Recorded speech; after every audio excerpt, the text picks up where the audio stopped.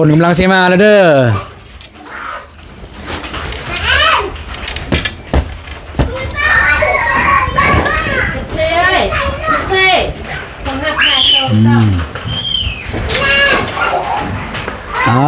ฝนกำลังสิมาแล้วพี่น้องเจ้าเนี่ยเสียงฝนปะกุมมางานเด็กเหรอประจบโอ้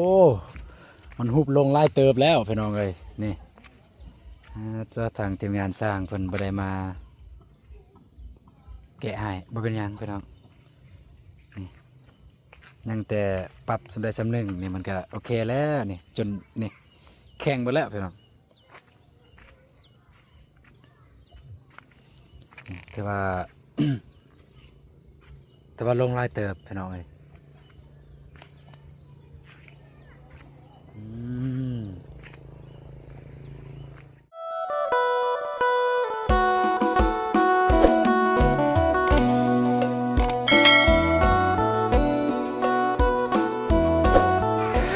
โอเคพี่น้องเปิดภาพมาก็ยังอยู่ที่บ้านคือเก่ามาอัปเดตเบิ่งนี่หมู่ที่ซื้อมื้อนี้พี่น้องเอ้ยโอ้ตอนนั้นตุ้ยตัวผู้อันนี้ตัวแม่พี่น้องเอ้ยอันนั้นตัวทึก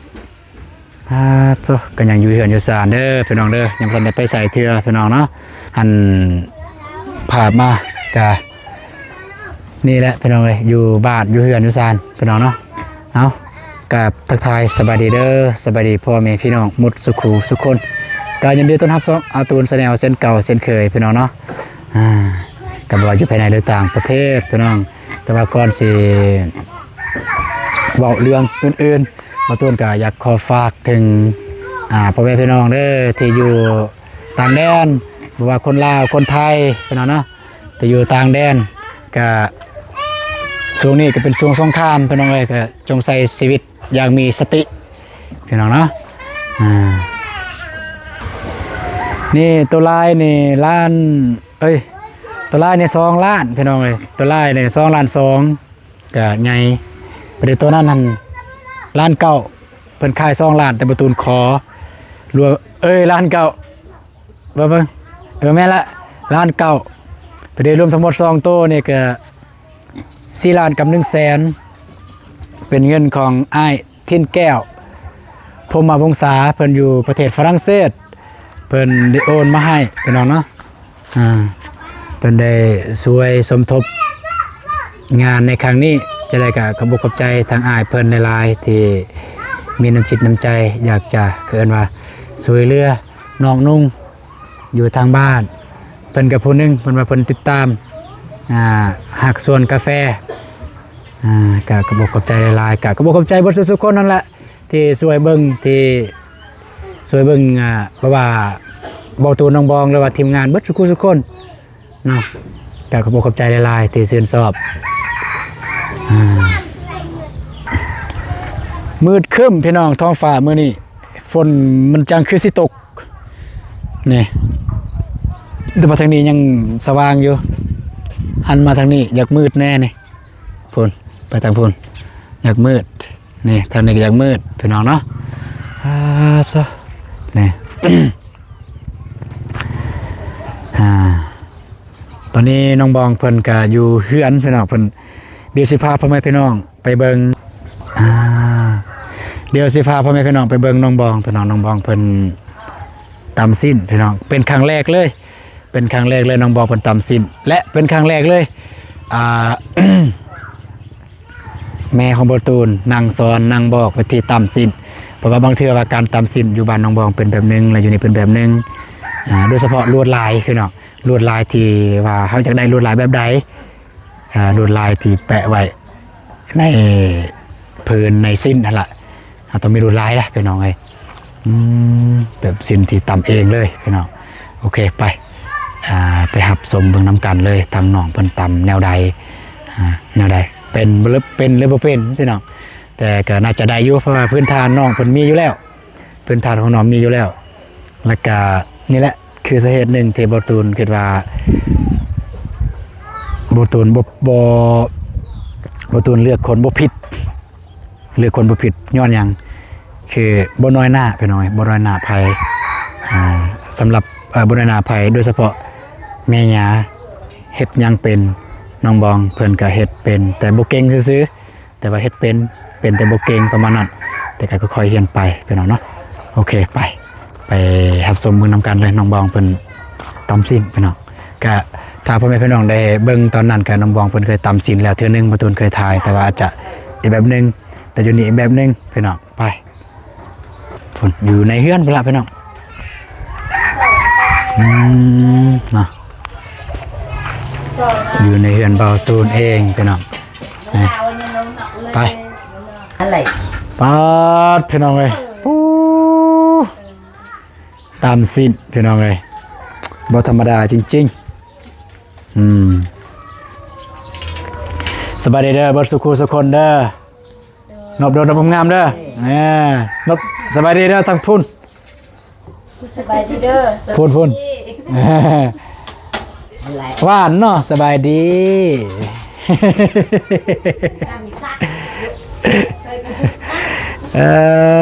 รู้สึกดีใจแล้วว่าสบายดีว่านี่พี่น้องไอ้น้องบองคนตำสินพี่น้องมาเบิ่งน้ำกันเด้อ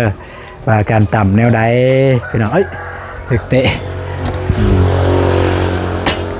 โดยมีแม่ย่าเป็นผู้บอกสอนแล้วก็บ่แม่นเอิ้นสิได้เนาะแม่นแหละมันก็ตัดสนับอึด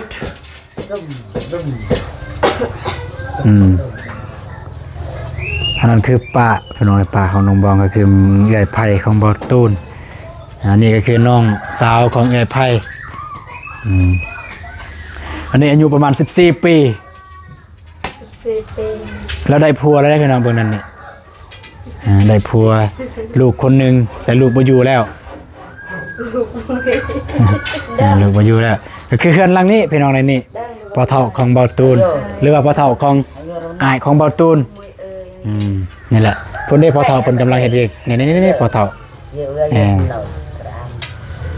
อันนี้ลูกไผ่ของพ่อเฒ่าเพิ่นนี่ลูกไผ่อันนี้พ่อเฒ่านี่ประมาณนี้พี่น้องแกเบาตูนก็สิทายแล้วก็สิถามน้องบองจังหน่อยว่ามีความยุ่งยากแนวใดตำอยู่พุ่นแนวใดตำอยู่นี่แนวใดนี่บ่เป็นแล้วก็แนมหน้าแม่ย่าได้บัดนี้แต่ก็เป็นแล้วว่าจะตังผูกก็ตังต้องสั่งว่าขาดไปหน่อยนี่เข้า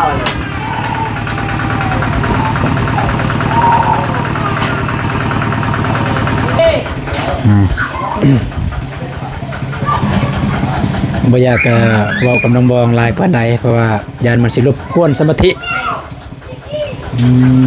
นี่วิธีก็คือเอาไม้อันนี้ต้องแบบว่าใส่สำนีสำนานได้พี่น้องเลยคันบ่สั่นเนี่ย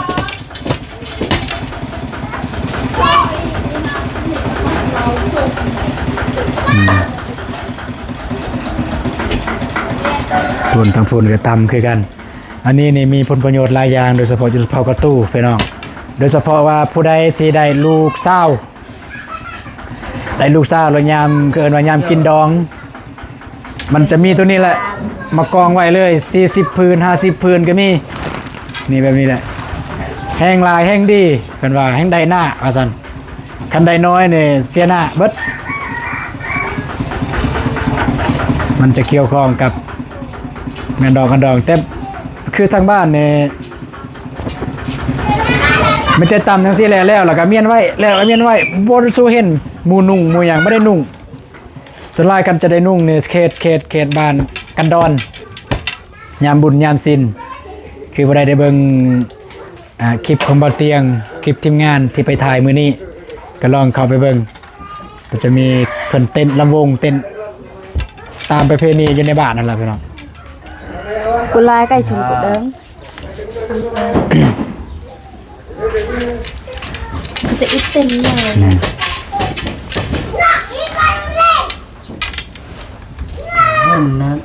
่ง่ายๆก็คอยบอกคอยสอนแน่ต้องอยู่ใกล้ๆได้พี่น้องเอ้ยอยู่ไกลบ่ได้ต้องใกล้ๆคันอยู่ไกลเนี่ยพลาดนิดนึงคือพลาดเลยเพิ่นว่า ยันมันสิขาดเส้นไฟ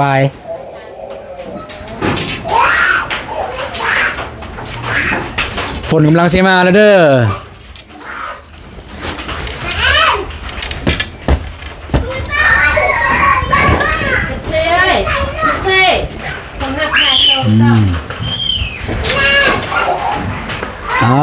ฝนกำลังสิมาแล้วพี่น้อง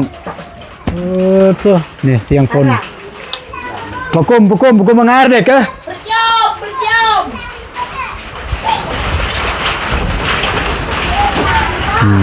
เดิมฝนสิมาแล้วพี่น้องฝนตกมื้อเลยอยู่นี่ดีแล้วฝนตกพี่น้องเครื่องเต้ตูนฮะกุเครื่องฝนกำลังสีมาแล้วพี่น้องเอ้ยนี่จากสิได้ยินจากบ่พี่น้องเดี๋ยวก็สิถ่ายให้เบิ่งเล็กๆน้อยๆพี่น้องเนาะจ้านี่ฝนมืดจริงๆนี่มันก็มืดได้พี่น้องแต่ว่าในกล่องมันอยากแจ้งจักหน่อยจริงๆมันมืดแต่ว่าบางเขตบางท้องที่นี่ฝนบ่ได้ตกพี่น้องส่วนใหญ่จะตกอยู่เขตนี้ส่วนใหญ่จะตกอยู่เขตบ้านห้วยดำไม้แล้วก็เขตเมืองท่าแต้งมักจะตกชั่วนี่เอามาเบิ่งน้องบ้องเพิ่น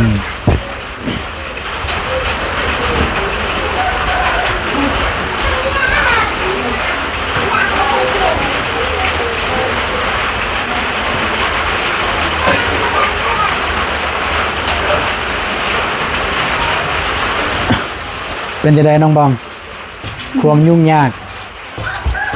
อยู่บ้านน้องกับอยู่นี่เป็นอะไรยากเลยยากเรื่องเนี้ยนี่แหละตามสินอยู่ฝุ่นเป็นอะไรอยู่นี่เป็นอะไรคือกันเลยต่างแต่ว่านี่ต่างแต่ว่าลวดลายป่ะต้องได้เกินบ้านน้องบ่มีแบบนี้นี่แบบว่าถ้าสิเว้าเรื่องไม้ก็มีการแกะสลักพี่น้องคล้ายๆคือแกะสลักนี่แหละลวดลายพี่น้องคือลวดลายจังซี่นี่ลวดลายนี่ต้องได้ลวดลายบางพื้นบางสิ้นบางโตบางคนมันจะแกะสลักเป็นหูปคนหูปควายหูปม้าหูปแมวตัวหนังสือตัวอักษรยังก็ว่ากันไปพี่น้องนี่บัดนี้แม่บ่อยู่แล้วจักสิตำจังได๋ล่ะบัดนี้นี่ย่านตำผิดบ่มีคนบอกแล้วบัดนี้เอ้าตำเองจะน้อยลึกล้ำมาเบิ่งผู้ที่ฮู้เพิ่นอยู่ไกลแกล้อยู่ไกลเกือบแกล้เพิ่นว่าคือป้าเป็นคนสอนพี่น้องป้าน้องบังเพิ่นแหละป้าแล้วว่าเอื้อไผของบ่ตูน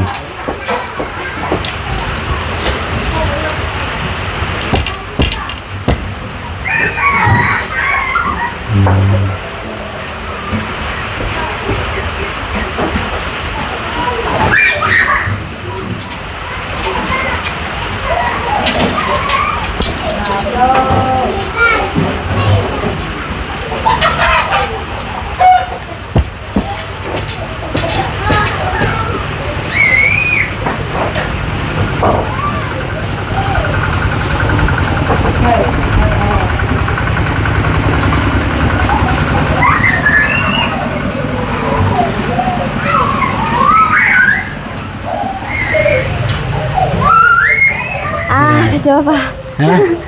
นั่นเลยบ่เอิญแม่เอิญแม่มาบอกเอาไปได้ก็ไปจอมหางานปลอดเด้ออย่าเดินนะเนาะนี่ทางแม่บ่ได้เลยมันบ่ได้คือกันไปน้องเอ้ยทางพุ่นกับอยู่นี่จะน้อยก็เป็นเองจะน้อย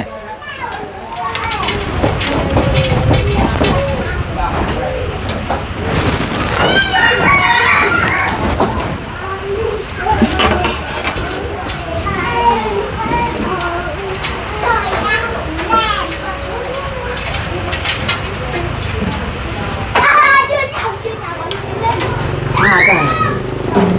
จะไปตาดงเหงาอันแรกก็ไม่เป้าเลย ยังเอ้ย ให้มือให้ไปก่อนก่อน แบตเตอรี่5นาทีพี่น้องเอ้ยเฮ้ยแบตเตอรี่5%เดี๋ยว ให้มันดับเองเลยพี่น้องเพราะว่าตอนนี้ก็14นาทีไฟมันบ่ทนและไฟแบตนะสากเบิดคืนเต็มถ่ายคลิปบ่เต็มมื้อพี่น้อง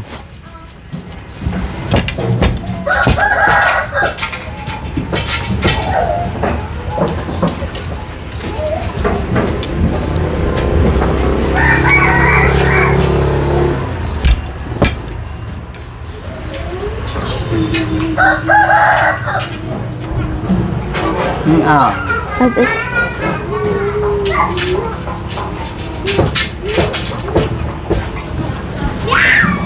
กลายก็ไม่ ก็บางก็ตัวมึง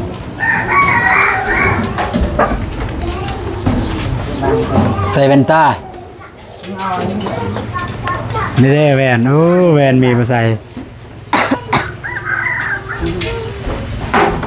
นี่ใส่แว่นคือเลยบัดนี้ใส่แว่นนะ มาไหล แบบนี้กะพี่น้องเอ้ยกะบ่ได้เฮียนได้พี่น้องเพิ่นบ่ได้เฮียนแบบว่าเฮียนเป็นแบบมีครูสอนคือแบบว่าเฮียนนำเฮียนนำเฮียนนำญาติพี่น้องเฮียนนำพ่อนำแม่เฮียนนำเอื้อยนำอ้ายวิธีตำนี่โดยเฉพาะผู้หญิงพี่น้องเอ้ยแล้วผู้ชายนี่ตำได้บ่ได้พี่น้องก็คืออ้ายบ่ตูนนี่เราตำเป็นอยู่สำแบบงอกมะแงกอันนี้ก็คือเวียกหนึ่งของผู้หญิงของบ้านเฮาพี่น้องหลังจากเลิกจากเวียกจากงานกินข้าวกินน้ำแล้วอาบน้ำอาบในแล้วก็ก่อนสินอนสุดท้ายก่อนสินอนผู้หญิงอยู่ในบ้านเนี่ยจะตำสิ้นแล้วก็นอนถ้าไม่มีหยังเจ็บเป็นก็คืออยู่บ้านเฮาแบบนี้ นอกคือหนอกระมามจะเป็นเอาก็ว่าเลยนั่นมันเลยกระดอกกันแดเคยต่างมันเอาเศร้าเศร้า โนลัง มันก็บอก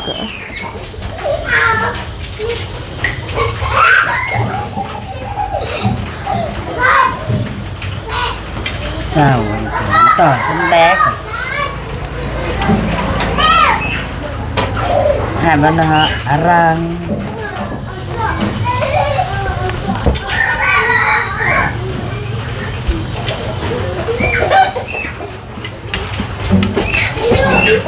Alam mo ka? Lang du. Alam mo ka.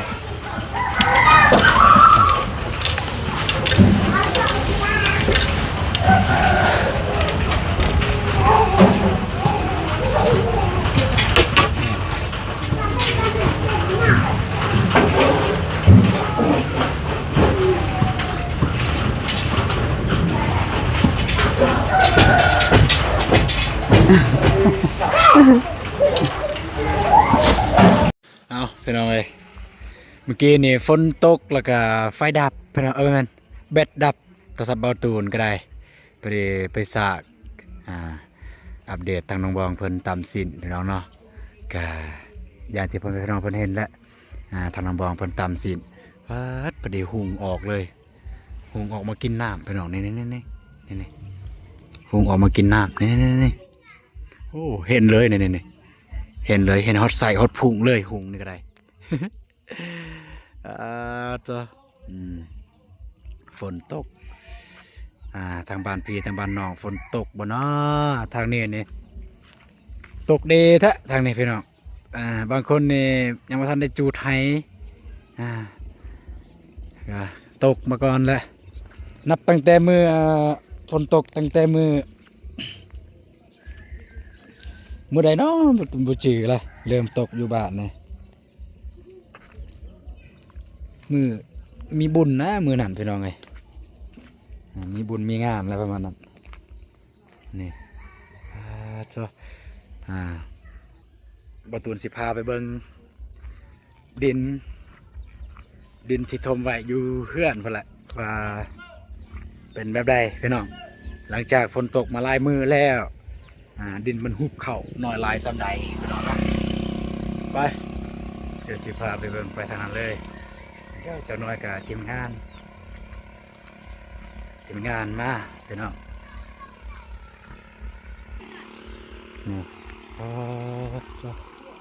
ฝ่าหลังฝนเด้อนี่พี่น้องเลยนี่ฝ่าหลังฝนนี่สวยงามถ้ามีแดดออกให้คักฝ่าหลังฝนนี่เสียดายบ่มีแดดซ้ำ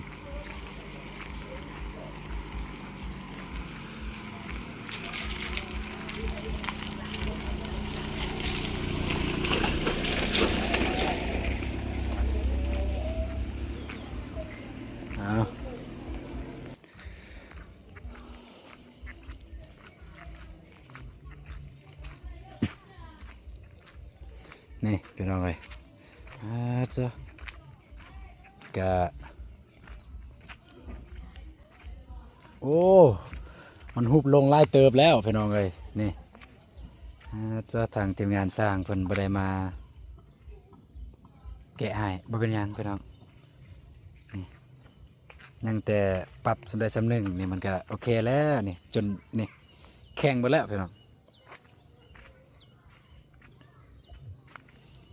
แต่ว่า ลงลายเติบพี่น้องเลย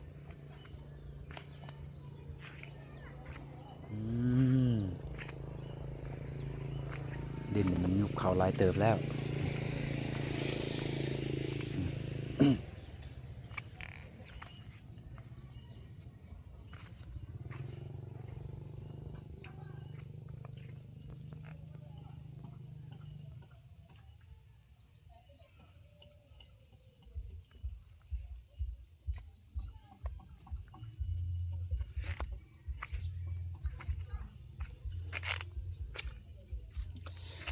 คาดว่าน่าจะประมาณแล้วเวียกแล้วงานพี่น้องเนาะแล้วเวียกแล้วงานอันนี้แหละประตูนก็สิซื้อทางเล็กทางเล็กแล้วก็จะซื้อเล็กจะซื้อสังกะสีเลยพี่น้องก็คืออลูซิงสังกะสีอลูซิงเดี๋ยวหลังคาเราถ่าเบิ่งนำกันว่าสิเฮ็ดแบบใดพี่น้องแต่ว่าบ่ตูนมีแผนในหัวแล้วว่าสิเฮ็ดแบบใดสำหรับหลังคานี่ก็อาจจะบ่งามสำหรับคนอื่นแต่บ่ตูนคิดว่าน่าจะงามสำหรับเฮาแล้วแล้วก็ปรึกษาบ่าวเตียงเมื่อวานนี้พี่น้องได้ปรึกษาบ่าวเตียงเพิ่นว่าอ้าย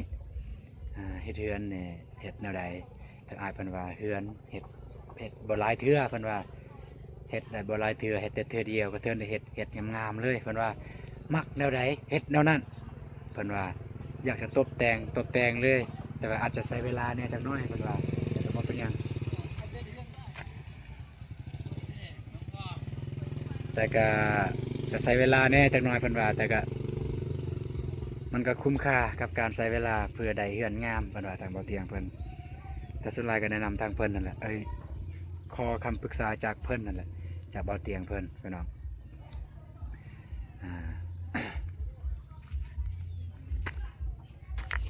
มือนี้นี่บ่ได้ไปนำกันกับทีมงานไปทางบ้าน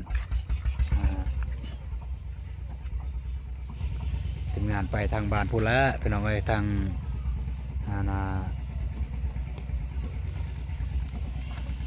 บ้านกระดอนพี่น้องเอ้ยไปบ้านกระดอนทีมงานไปเพิ่นไปอัปเดต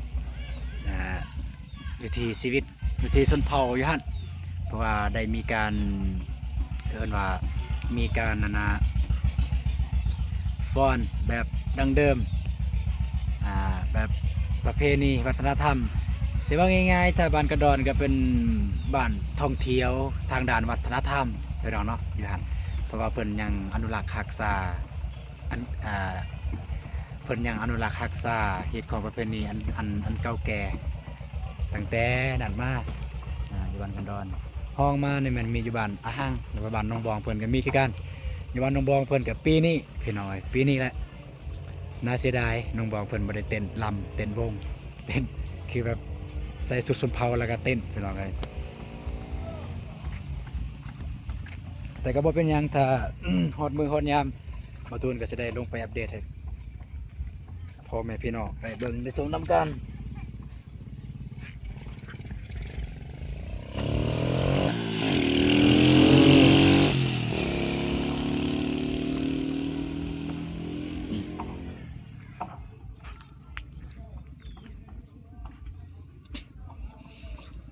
งามกาแฟพี่น้องอยู่นี่อันนี้มันกาแฟที่บ่ตูนปลูกมากับมือเลยอันนี้กกอันนี้ก็มาคือกกอันนี้บ่ได้ปลูกแต่ว่าน้าบ่าวมาปลูกอันนี้บ่ตูนปลูกเองมากับมือเลยกาแฟนี่ตั้งแต่บ่ตูนเรียนสมัยเรียนมปลายพุ่นแหละพี่น้องได้10 ปีแล้วกาแฟนี่ก็พอได้จูนเจือชีวิตครอบครัวก็นั่นเป็นน้ำกาแฟนี่แหละแต่กี้ปลูกเบิดนั่นแหละพี่น้องแต่ว่ามันบ่งามก็มันบ่งามทางนี้ก็อยากงามแน่ก็ประมาณนั้นพี่น้องเนาะ